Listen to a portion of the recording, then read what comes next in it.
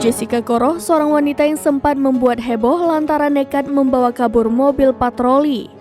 Polisi kemudian menjelaskan kondisi wanita yang membawa kabur mobil patroli tersebut bukanlah karena gangguan jiwa.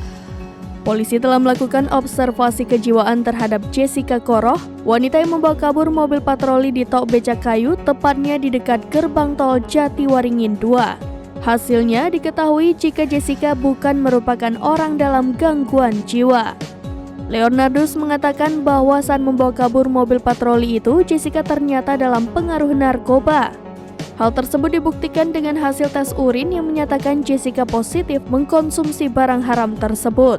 Untuk informasi, polisi menangkap seorang wanita bernama Jessica Koroh, ditangkap oleh pihak kepolisian lantaran membawa kabur mobil patroli di Tol Becakayu, tepatnya di dekat gerbang tol Jatiwaringin.